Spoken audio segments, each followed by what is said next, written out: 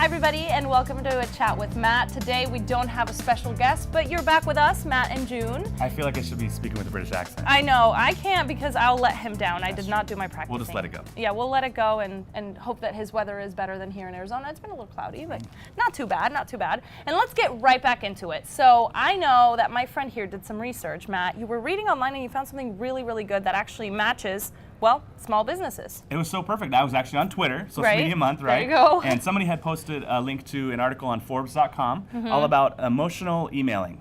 Wow. And it was really interesting. At first I saw it and it was talking about emailing in the workplace and about how we write an email and sometimes we're a little more harsh or a little more terse than we would be in person. Right. And we need to take the opportunity to kind of scale that back and have a conversation like we would in person. And I thought, man, that's perfect for people that are trying to set automated emails and send out to their customers, because they really need to think about the same thing. When we write that email, sometimes it's quickly done and maybe we don't think about who's receiving that. And it's going to be one individual person reading that email. That's right. I mean, when you write emails, you just know don't use capital letters. People think you're yelling at them. Well, that's a very easy thing to not do. But how about reading it? Like you said, I mean, normally when you use automated systems and tools like that, you sit down once and you write the email and you make it all personal, but then that is going to go to one individual person and different individual people at one time. So is what you're saying maybe sit down and give the email a little bit more love when you write it? Or yeah, I think there's a couple of different things you could do. First of all, take a little more time to write that email. Okay, that's good. A lot of times humor that we put in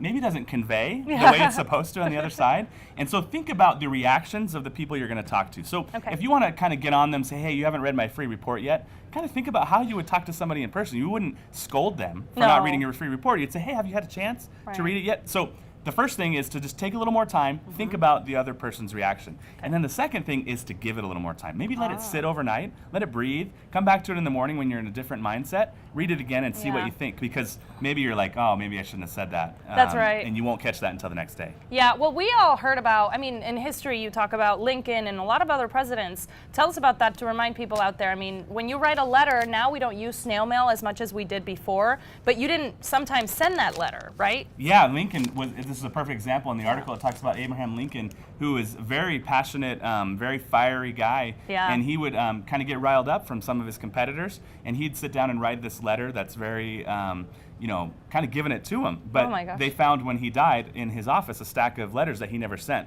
because the next day he would rewrite it, be a little more diplomatic about it, and think about how that's going to go over. So that's okay if you want to write an email, scolding someone, but maybe don't send it. Maybe don't put the address on it anyway at all, because just it might send by itself. But so you got it. Take some time to write it, give it some time, and then maybe talk to them like they're in person, in your office, in your store with you, and that'll make things a lot easier. So again, emotional emails, just a few little tips that we can give you here on A Chat with Matt. If you want to read this article, we put a link to it right here, so you can find that and read it in depth. It's a little bit longer than what we just summarized here, the footnotes, the cliff notes. That's right. But we gave that to you. And if you have any other ideas for A Chat with Matt, go ahead and write us. You can leave your comments here if you're on the blog or on Twitter.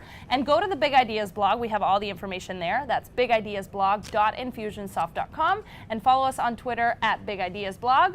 At Matt and AZ. And then I almost forgot, we moved, we're growing, and the Big Ideas blog actually has a new YouTube channel. Yay. It's Big Ideas Channel, and yeah, eventually once I'm done getting all the videos up there, you'll be able to find all the content there. Anything new will go on there. Awesome. So go ahead and like us, leave us your comments there, and subscribe to the channel, right? That would be great. That would help us awesome. a lot to see what you like and what you don't. So thank you so much for watching, and we will see you next week. Awesome. See you guys. Bye.